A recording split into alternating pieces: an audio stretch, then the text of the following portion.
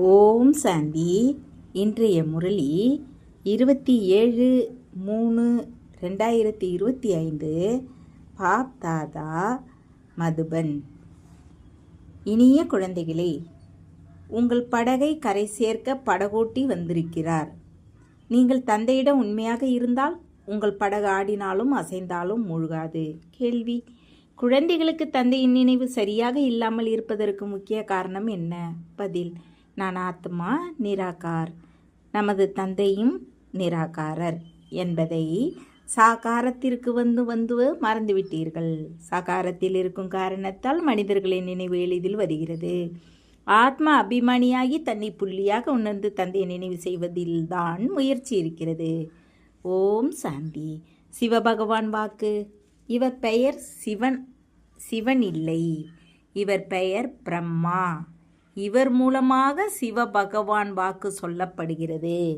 எந்த மனிதரையோ தேவரையோ அல்லது சூட்ச்ம வதனவாசி பிரம்மா விஷ்ணு சங்கரையோ பகவான் என்று சொல்ல முடியாது என்பது பல முறை புரிய வைக்கப்பட்டு இருக்கிறது. யாருக்கு ஆகார அதாவது சூட்ச்ம அல்லது சாகார அதாவது மனித உருவம் இருக்குமோ அவரை பகவான் என்று சொல்ல முடியாது. எல்லையற்ற தந்தையை மட்டுமே பகவான் என்று சொல்கிறார்கள். பகவான் யார் என்பது யாருக்கும் தெரியாது. நெத்தி என்று சொல்கிறார்கள், அதாவது எங்களுக்கு தெரியாது என்று சொல்கிறார்கள். உங்களிலும் மிக குறைவானவர்களே சரியானபடி அறிந்திருக்கிறீர்கள். பகவான் என்று ஆத்மா சொல்கிறது. இப்போது ஆத்மா புள்ளியாக இருக்கிறது. அப்படி தந்தையும் புள்ளியாகவே இருப்பார். இப்போது தந்தை அமர்ந்து குழந்தைகளுக்கு புரிய வைக்கிறார். தந்தையிடம் சில குழந்தைகள் அப்படி இருக்கிறார்கள். அவர்களுக்கு தாம் எப்படி புள்ளியாக இருக்கிறோம் என்பதும் புரிவதில்லை. சிலர் நன்றாக புரிந்து கொள்கிறார்கள், தந்தையை நினைவு செய்கிறார்கள். எல்லையற்ற தந்தை உண்மையான வைரமாக இருக்கிறார். வைரத்தை ஒரு நல்ல டப்பியில் வைப்பார்கள். ஒருவரிடம் நல்ல வைரம் இருந்தால் அதை பிறருக்கு காட்ட வேண்டி இருந்தால் அதை தங்க வெள்ளி டப்பியில் வைத்து பிறகு காட்டுவார்கள். வைரத்தை நகை வியாபாரி மட்டுமே அறிவார், வேற யாரும் அறிய முடியாது. பொய்யான வைரத்தை காட்டினாலும் ஒருவருக்கு தெரியாது. இப்படி பலர் ஏமாற்றுகிறார்கள். இப்போது உண்மையான தந்தை வந்திருக்கிறார். எனினும் பொய்யர்களும் அப்படி இருக்கிறார்கள். அவர்களை பற்றி மனிதர்களுக்கு எதுவும் தெரிவதில்லை. சத்தியத்தின் படகு ஆட ஆசையும் ஆனால் மூழ்காது என்று பாடப்படுகிறது. பொய்யின் படகு ஆடுவதில்லை. இதை எவ்வளவு ஆட்டி பார்க்கிறார்கள். யார் இங்கே இந்த படகில் அமர்ந்திருக்கிறாரோ அவரும் ஆட்டிவிக்க முயற்சி செய்கிறார். துரோகியை பற்றியும் பாடப்பட்டு இருக்கிறது. படகோட்டி தந்தை வந்திருப்பது இப்போது குழந்தைகள் உங்களுக்கு தெரியும். அவர் தோட்ட முதலாளியாகவும் இருக்கிறார். இது முட்களின் காடு என்பதை தந்தை புரிய வைத்திருக்கிறார். எல்லோரும் பதித்தர்களாக இருக்கிறார்கள். எவ்வளவு பொய் இருக்கிறது. உண்மையான தந்தையை யாராவது அரிதாக அறிந்திருக்கிறார்கள். இங்கே இருப்பவர்கள் சிலருக்கு முழுமையாக தெரியாது. முழு அறிமுகம் இல்லை, ஏனென்றால் அவர் மறைமுகமாக இருக்கிறார். எல்லோரும் பகவானை நினைவு செய்கிறார்கள். அவர் நிராகாரர், அவர் பரந்தாமத்தில் இருக்கிறார் என்பதும் தெரியும். நாமும் நிராகார ஆத்மாக்கள் என்பது தெரியாது. சாகாரத்தில் அமர்ந்து அதை மறந்து விட்டார்கள். சாகாரத்தில் இருந்து சாகாரத்தில் இருப்பவர்களை நினைவுக்கு வருகிறார்கள். குழந்தைகள், நீங்கள் இப்போது ஆத்மா அபிமானி ஆகிறீர்கள். பரமபிதா பரமாத்மா என்று பகவானே சொல்கிறார்கள். இதை புரிந்து கொள்வது முற்றிலும் எளிது. பரமபிதா என்றால் வெகு தொலைவில் இருக்கும் பரமாத்மா. உங்களை ஆத்மா என்று சொல்கிறார்கள். உங்களை பரம் என்று சொல்லுவதில்லை. நீங்கள் பிறவிகள் எடுக்கிறீர்கள். இந்த விஷயங்கள் யாருக்கும் தெரியாது. பகவானையும் சர்வவியாபி என்று சொல்கிறார்கள்.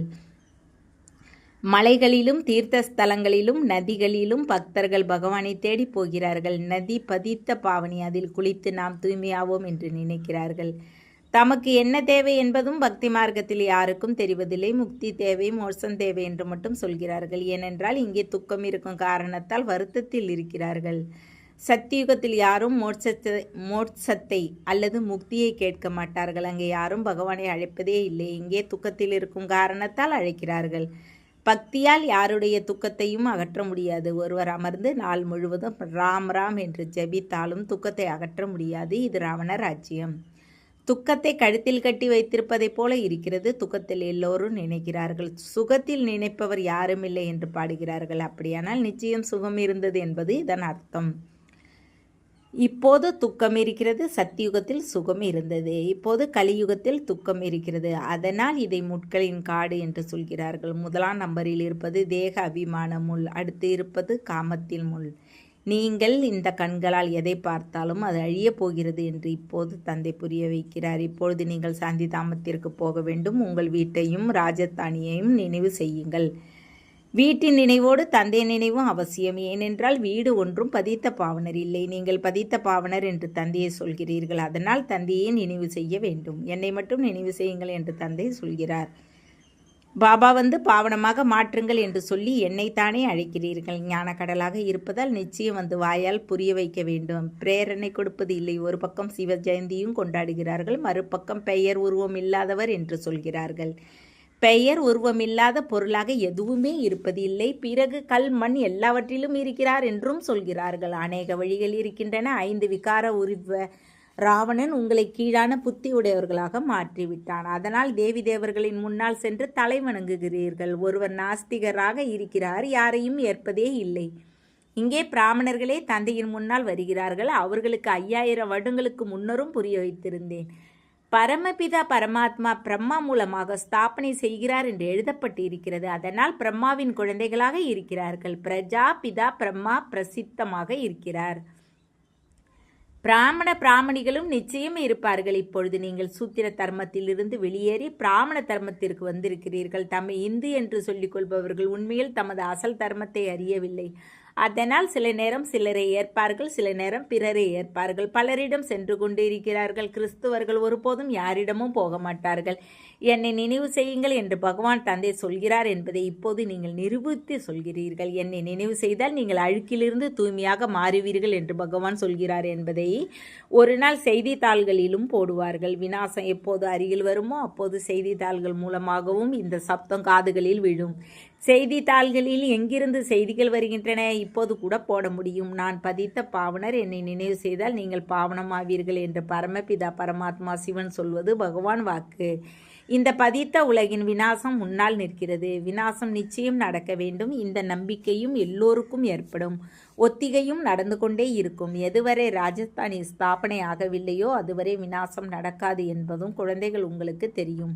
நிலநடுக்கம் போன்றவையும் ஏற்பட வேண்டும். ஒரு பக்கம் வெடிகுண்டுகளை போடுவார்கள், மறுபக்கம் இயற்கை சீற்றங்களும் வரும். சாப்பாடு கிடைக்காது, கப்பல் வராது, பஞ்சம் ஏற்படும். பட்டினி கிடந்து அழிந்து போவார்கள். உண்ணாவிரதம் இருப்பவர்கள் ஏதாவது கொஞ்சம் தண்ணீர், தேன் போன்றவற்றை எடுத்துக்கொள்கிறார்கள். எடை குறைகிறது. இங்கே அமர்ந்திருக்கும் போதே திடீரென நிலநடுக்கம் வரும், இறப்பார்கள். விநாசம் நிச்சயம் ஏற்பட வேண்டும். விநாசம் வர வேண்டும் என்று சாது சன்னியாசி போன்றோர் சொல்வதில்லை. ராம் ராம் என்று சொல்கிறார்கள். மனிதர்கள் பகவானை யார் என்றே அறியவில்லை. பகவான் தானே தன்னை அறிவார். வேற யாரும் அறிய மாட்டார். அவர் வருவதற்கும் நேரம் இருக்கிறது. அவர் இந்த வயோதிக உடலில் வந்து முழு சிருஷ்டியின் முதல் இடைக்கடைசியின் ஞானத்தை சொல்கிறார். இப்பொழுது திரும்பி போக வேண்டும் என்பது குழந்தைகள் உங்களுக்கு தெரியும். இதில் மகிழ்ச்சி அடைய வேண்டும். நாம் சாந்தி தாமம் போகிறோம். மனிதர்கள் அமைதியைத்தான் விரும்புவார்கள். எனினும் அதை கொடுப்பது யார்? சாந்தி தேவா என்று அழைக்கிறார்கள். இப்பொழுது தேவர்களின் தேவராக ஒரே ஒரு மிக உயர்ந்த தந்தையே இருக்கிறார். நான் உங்கள் எல்லோரையும் பாவனமாக மாற்றி அழைத்து செல்வேன். ஒருவரையும் விடமாட்டேன் என்று அவர் சொல்கிறார். நாடகப்படி எல்லோரும் சென்றே ஆக வேண்டும். கொசுக்களைப் போல எல்லா ஆத்மாக்களும் போகின்றன என்று பாடப்பட்டு இருக்கிறது. சத்தியுகத்தில் மிக குறைவான மனிதர்களே இருப்பார்கள் என்பது உங்களுக்கு தெரியும். இப்பொழுது கலியுக கடைசியில் எவ்வளவு எண்ணற்ற மனிதர்கள் இருக்கிறார்கள். பிறகு எப்படி குறைவார்கள்? இப்போது இருப்பது சங்கமம். நீங்கள் சத்தியுகத்திற்கு போவதற்கு முயற்சி செய்கிறீர்கள். இது அழிந்து போகும் என்பதை அறிந்திருக்கிறீர்கள். கொசுக்களைப் போல ஆத்மாக்கள் போகும். முழு கூட்டமும் போகும். சத்தியுகத்தில் மிக குறைவாக இருப்பார்கள். எந்த தேகதாரியையும் நினைவு செய்யாதீர்கள். பார்க்கும் போதும் நாம் பார்ப்பதில்லை என்று தந்தை சொல்கிறார். நாம் ஆத்மாக்கள், நாம் நமது வீட்டிற்கு போக வேண்டும். குஷியோடு பழைய சரீரத்தை விட வேண்டும். நமது சாந்தி தாமத்தை நினைவு செய்து கொண்டே இருந்தால் அந்துமதி சோகதியாகிவிடும். ஒரு தந்தையை நினைவு செய்ய வேண்டும். இதில்தான் முயற்சி இருக்கிறது. முயற்சி செய்யாமல் உயர்ந்த பதவி கிடைக்காது. உங்களை நரனிலிருந்து நாராயணராக மாற்றவே தந்தை வருகிறார். இப்பொழுது இந்த பழைய உலகில் எந்த நிம்மதியும் இல்லை. சாந்தி தாமத்திலும் சுகதாமத்திலும் நிம்மதி இருக்கும். இங்கே வீட்டுக்கு வீடு அசாந்தியும் அடிதடியும் இருக்கின்றன. இப்பொழுது இந்த சீச்சி உலகை மறக்க வேண்டும் என்று தந்தை சொல்கிறார். இனிமேலும் இனிய குழந்தைகளே, நான் உங்களுக்காக சொர்க்கத்தை ஸ்தாபனை செய்ய வந்திருக்கிறேன். இந்த நரகத்தில் நீங்கள் பதித்தமாகி இருக்கிறீர்கள். இப்பொழுது சொர்க்கத்திற்கு போக வேண்டும். இப்போது தந்தையும் சொர்க்கத்தையும் நினைவு செய்யுங்கள். அப்போது அந்த்மதி சோகதி ஏற்படும். திருமணம் போன்ற நிகழ்ச்சிகளுக்கு செல்லுங்கள். எனினும் தந்தையை நினைவு செய்யுங்கள். ஞானம் முழுவதும் புத்தியில் இருக்க வேண்டும். வீட்டில் நன்றாக இருங்கள். குழந்தை குட்டிகளை பராமரிங்கள். எனினும் என்னை நினைவு செய்யுங்கள் என்று தந்தையின் கட்டளையை நினைவில் வையுங்கள். வீட்டை விடக்கூடாது, இல்லையென்றால் குழந்தைகளை யார் பராமரிப்பார்? பக்தர்கள் வீட்டில் இருக்கிறார்கள், குடும்ப விவகாரத்தில் இருக்கிறார்கள், இருந்தும் பக்தர்கள் என்று சொல்லப்படுகிறார்கள். ஏனென்றால் பக்தி செய்கிறார், வீடு வாசலை பராமரிக்கிறார்கள். விகாரத்திற்கு சென்றாலும் ஸ்ரீ கிருஷ்ணரை நினைவு செய்தால் அவரை போன்ற குழந்தை கிடைக்கும் என்று குருமார்கள் சொல்கிறார்கள். குழந்தைகள், நீங்கள் இப்போது இந்த விஷயங்களுக்கு போகாதீர்கள். ஏனென்றால் இப்போது உங்களுக்கு சத்தியுகத்திற்கு போகும் விஷயங்கள் சொல்லப்படுகின்றன. அதன் ஸ்தாபனை நடந்து கொண்டிருக்கிறது. வைகுண்டத்தின் ஸ்தாபனையை ஸ்ரீ கிருஷ்ணர் ஒன்றும் செய்வது இல்லை. ஸ்ரீ கிருஷ்ணரோ எஜமானராகிறார். அவர் தந்தையிடமிருந்து ஆஸ்தி பெற்றார். சங்கமயுக நேரத்தில் தான் கீதையின் பகவான் வருகிறார். தந்தை கீதை சொன்னார். குழந்தைகள் கேட்டனர். பக்தி மார்க்கத்தில் தந்தைக்கு பதிலாக குழந்தையின் பெயரை போட்டு விட்டார்கள். தந்தையை மறந்ததால் கீதையும் கண்டனமாகி விட்டது. அந்த கண்டனமான கீதையை படிப்பதில் என்னவாகும்? தந்தையோ ராஜயோகத்தை கற்பித்து விட்டு சென்றார். அதன் மூலம் ஸ்ரீ கிருஷ்ணர் சத்தியுகத்திற்கு எஜமானரானார். பக்தி மார்க்கத்தில் சத்யநாராயணனின் கதையை கேட்பதால் யாராவது சொர்க்கத்தின் எஜமானர்கள் ஆவார்களா என்ன? யாரும் அந்த எண்ணத்தில் கேட்பதும் இல்லை. அதனால் எந்த பயனும் கிடைப்பதில்லை. சாது சன்னியாசி போன்றோர் அவரவர் மந்திரத்தை கொடுக்கிறார்கள், போட்டோவை கொடுக்கிறார்கள். இங்கே அப்படி எந்த விஷயமும் இல்லை. மற்ற சத் சங்கத்திற்கு சென்றால் இன்னும் சுவாமியின் கதை என்று சொல்வார்கள். யாருடைய கதை? வேதாந்தத்தின் கதை, கீதையின் கதை, பாகவத்தின் கதை. நமக்கு பாடம் கற்பிப்பவர் ஒரு தேகதாரி அல்ல. அவர் சாஸ்திரம் போன்ற எதையும் படிக்கவும் இல்லை. சிவபாபா ஏதாவது சாஸ்திரத்தை படித்திருக்காரா என்ன? மனிதர்கள் படிக்கிறார்கள். நான் கீதை போன்ற எதையும் படிக்கவில்லை என்று சிவபாபா சொல்கிறார். எந்த ரதத்தில் நான் அமர்ந்திருக்கின்றனோ அவர் படித்திருக்கின்றார். நான் படிக்கவில்லை. எனக்குள் முழு சிருஷ்டியின் சக்கரத்தின் முதலீடை கடைசி ஞானம் இருக்கிறது. இவர் தினந்தோறும் கீதை படித்து வந்தார். கிளி பிள்ளையைப் போல மனப்பாடம் செய்து வந்தார். எப்போது தந்தை பிரவேசம் செய்தாரோ அப்போதே உடனே கீதையை விட்டுவிட்டார். ஏனென்றால் இங்கே சிவபாபா சொல்கிறார் என்பது புத்தியில் வந்துவிட்டது. நான் உங்களுக்கு சொர்க்கத்தின் ஆஸ்தி கொடுக்கிறேன். அதனால் இப்போது பழைய உலகிலிருந்து பற்றை விளக்குங்கள், என்னை மட்டும் நினைவு செய்யுங்கள் என்று தந்தை சொல்கிறார். இந்த முயற்சி செய்ய வேண்டும். உண்மையான காதலிக்கு அடிக்கடி காதலரின் நினைவே வந்து கொண்டிருக்கும். அதனால் இப்போது தந்தை நினைவும் அப்படி உறுதியாக இருக்க வேண்டும். குழந்தைகளே, என்னை நினைவு செய்யுங்கள் மற்றும் சொர்க்கத்தின் ஆஸ்தியை நினைவு செய்யுங்கள் என்று பரலோக தந்தை சொல்கிறார். இதில் வேறு எந்த சத்தம் போடுவதற்கும் சிஞ்சா போடுவதற்கும் வாசிப்பதற்கும் எந்த அவசியமும் இல்லை. ஏதாவது நல்ல பாடல் வந்தால் ஒழிக்கப்படுகிறது. அதன் அர்த்தமும் உங்களுக்கு புரிய வைக்கப்படுகிறது. பாடலை ஏற்றுப்பவர் தானும் எதையும் அறிவதில்லை.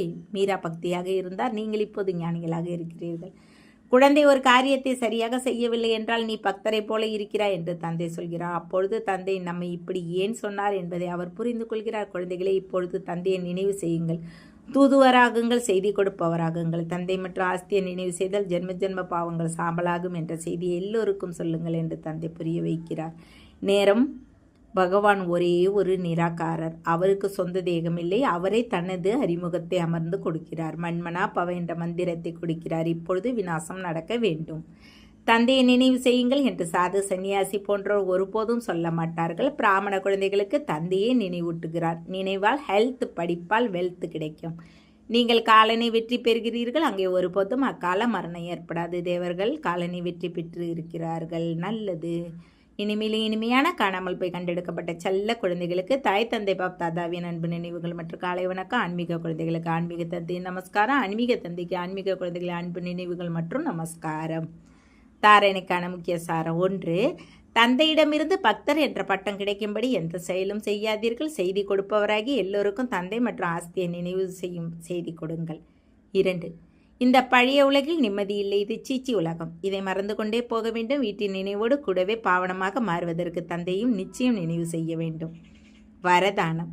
இல்லறத்தில் இருந்து கொண்டே கடந்த உணர்வில் இருக்கும் நிரந்தர யோகி ஆகுக. குடும்பத்தில் இருந்தாலும் கடந்த நிலையில் இருப்பதே நிரந்தர யோகி ஆவதற்கு எளிய சாதனம். கடந்த உணர்வில் இருப்பது என்றால் ஆன்மீக ரூபத்தில் இருப்பது. யார் ஆன்மீக ரூபத்தில் இருப்பாரோ அவர் சதா விலகியும் தந்தைக்கு பிரியமாகவும் மாறுவார். அவர் என்ன வேண்டுமானாலும் செய்வார். எனினும் வேலை செய்யாமல் விளையாடியது போல உணர்வார். அதனால் குடும்பத்தில் இருந்து கொண்டே ஆன்மீக ரூபத்தில் இருந்தால் எல்லாம் விளையாட்டைப் போல எளிதாக அனுபவமாகும். பந்தனமாக தோன்றாது. அன்பு மற்றும் ஒத்துழைப்போடு சக்தியையும் சேருங்கள். அப்போது ஹை ஜம்ப் செய்ய முடியும். ஸ்லோகன். புத்தியின் சூட்ச்ம நிலையே, அதாவது ஆத்மாவின் லேசான நிலையே பிராமண வாழ்வின் பர்சனாலிட்டி. அவ்வியக்த செய்கை. சத்தியம் மற்றும் நற்பண்புகளின் கலாச்சாரத்தை கைக்கொள்ளுங்கள். சக்திகளின் தைரியத்திற்கு சர்வசக்திவான் உதவி செய்வார். பெண் சிங்கங்கள் ஒருபோதும் யாரை கண்டும் பயப்படாது. தைரியமாக இருக்கும். என்ன நடக்குமோ என்ற பயம் இவர்களுக்கு இருக்கவில்லை தானே. சத்தியத்தின் சக்தி சொரூபமாகி போதையோடு சொல்லுங்கள், போதையோடு பாருங்கள். நாம் ஆல்மைட்டி அரசாங்கத்தின் கட்டளைப்படி நடக்கிறோம். இந்த நினைவால் சரியில்லாததை சரி செய்ய வேண்டும், சத்தியத்தை வெளிப்படுத்த வேண்டும், மறைக்கக்கூடாது. ஆனால் சத்தியத்தோடு கூடவே பேச்சில் இனிமையும் பண்பும் அவசியம் இருக்க வேண்டும். ஓம் சாந்தி. தேங்க்ஸ் பாபா.